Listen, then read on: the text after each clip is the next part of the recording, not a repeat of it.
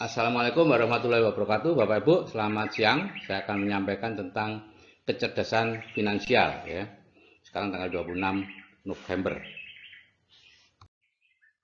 Ini disclaimer Bapak Ibu ya, bahwa sebaiknya Bapak Ibu tidak menggunakan ini untuk mengajak orang investasi, bisnis multi level recruiting yang join-joinkan orang dibayar itu money game, asuransi maupun koperasi.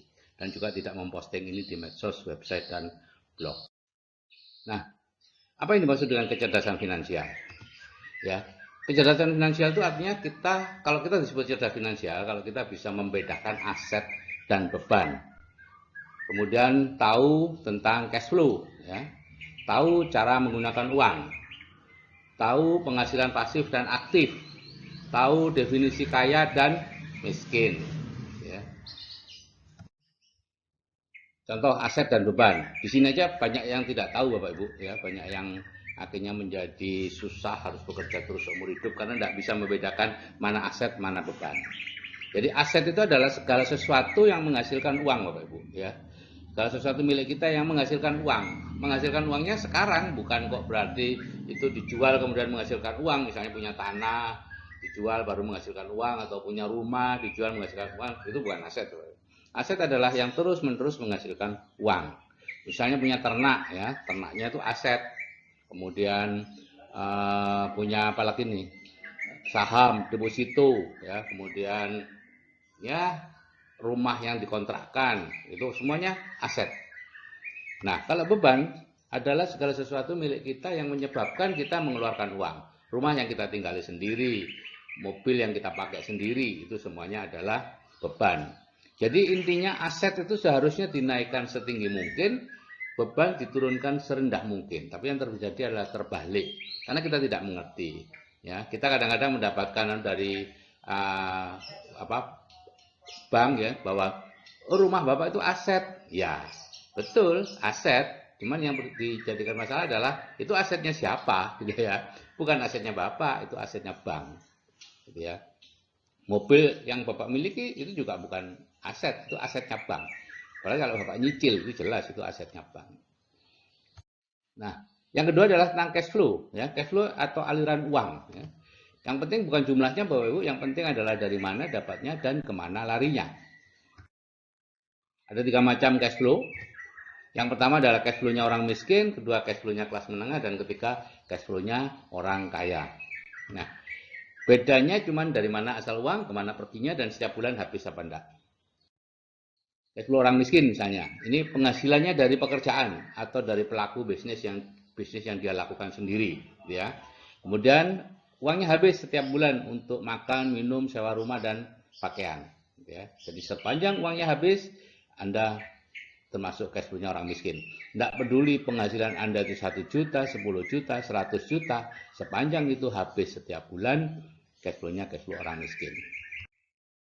Kelas menengah seperti ini cash flow-nya penghasilan dari pekerjaan dan pelaku bisnis, ya, untuk kebutuhan harian masih ada sisa, ya, dan sisanya dibelikan beban, ya. Itulah yang menyebabkan lama-lama bebannya meningkat dan cash flow-nya kembali ke cash flow orang miskin. Nah, cash flow orang kaya sederhana, yaitu penghasilannya dari aset, misalnya dari bunga bank, ya, bunga deposito, atau dari rumah-rumah yang dia kontrakkan dan sebagainya, ya. Nah, orang kaya kelas menengah tambah miskin, karena seperti ini orang kaya itu terus membeli aset loh, Ibu, ya. Jadi dia sudah terbiasa sejak awal itu uangnya kelebihannya diberikan aset, gitu ya. Baru setelah asetnya besar menghasilkan baru dibelikan beban. Nah, kalau kelas menengah itu sejak awal itu sudah membeli beban, ya, sehingga akhirnya bebannya semakin lama semakin meningkat dan akibatnya ya dia bertambah miskin secara keuangan. Nah, yang poin ketiga adalah cara menggunakan uang, ya. Ada 3 cara kita menggunakan uang. Yang pertama sebagai peminjam. Nah, di sini yang suka itu bank dan lain-lainnya senang, ya. Orang ini selalu dalam kondisi hampir bangkrut Bapak Ibu. Dan Robert Kiyosaki mengatakan kalau dia naik mobil itu istilahnya gasnya itu selalu digas di garis merah. Jadi naik mobil model apa saja selalu ngebut, yaitu peminjam. batas-batas keuangannya selalu mepet di atas. Berapapun penghasilannya, akan pengeluarannya ikut terus dengan penghasilan. Yang kedua, penabung. Penabung ini dia nabung untuk dibelikan produk, dibelikan barang ya. Sehingga ya kalau suatu saat penghasilannya berhenti, ya dia akan jual barang dan itu artinya bangkrut. Dan yang ketiga adalah investor. Ini orang yang menginvestasikan sedikit demi sedikit, diinvestasikan lama-lama menjadi bukit. Dan orang inilah yang nanti calon orang kaya. Poin yang keempat adalah penghasilan aktif dan pasif ya. Orang yang cerdas finansial bisa membedakan mana penghasilan aktif dan mana penghasilan pasif. Penghasilan aktif adalah penghasilan dari pekerjaan Bapak Ibu, earn income ya, atau dari bisnis yang dia lakukan sendiri. Ya. Uang yang salah ini ya, menurut Robert T. Kiyosaki ya, dan saya dulu tersinggung Bapak Ibu karena selama puluhan tahun saya bekerja merasa mendapatkan uang yang benar, ternyata dari Robert T. Kiyosaki ini uang yang salah.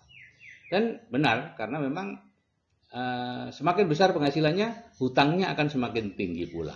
Itu dari penghasilan aktif seperti itu umumnya. Yang kedua adalah penghasilan pasif, yaitu penghasilan yang berasal dari aset.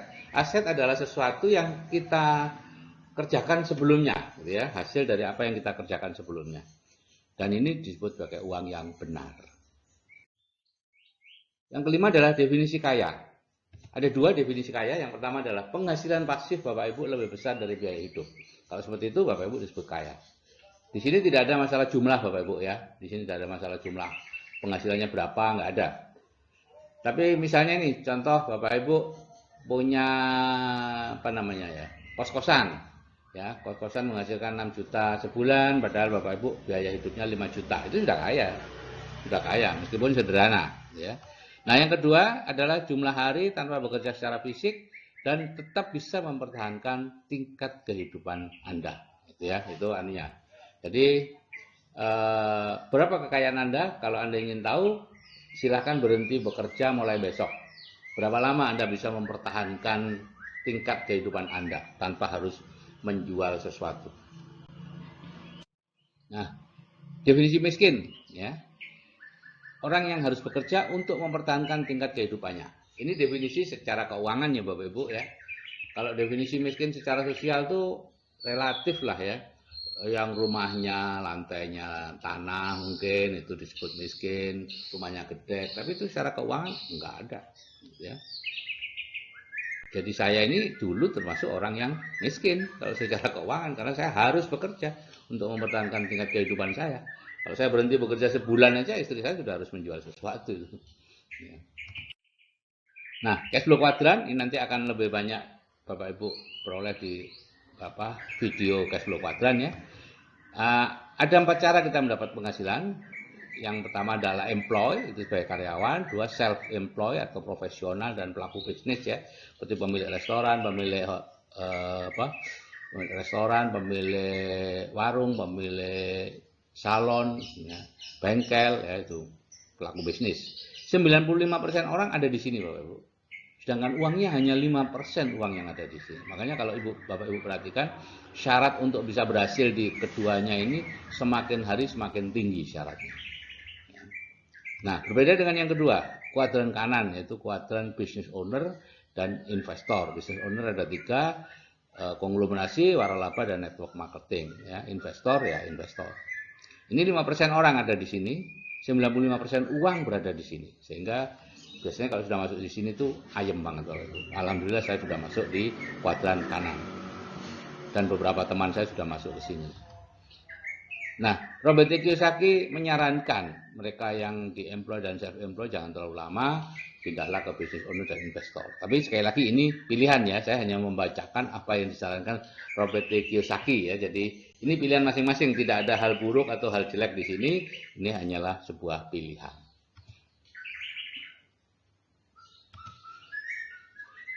Cuman pindahnya harus punya mentor Bapak Ibu. Anda tidak bisa pindah sendiri, harus ada mentornya. Nah, untuk video yang ketiga nanti kita akan fokus pada membahas cash flow kuadran ya. Di sana kita akan mengupas mengapa sih Anda yang pegawai atau profesional seperti saya dulu kalau mencoba berbisnis yang mengandalkan kerjasama, kebanyakan merasa tertipu. Kita merasa tertipu, rekan kita juga merasa tertipu gitu ya. Jadi tidak ada yang tipu menipu sebetulnya. Ini hanya kesalahan kita dalam membangun bisnis, membina hubungan dan lain-lain. Kenapa itu akan dikupas nanti di video cash flow kuadran. Oke Bapak Ibu, selamat menerapkan kecerdasan finansial dalam kehidupan Anda. Ya. Dan sekali lagi ini disclaimer, silakan dibaca sendiri dan saya akhiri. Wassalamualaikum warahmatullahi wabarakatuh.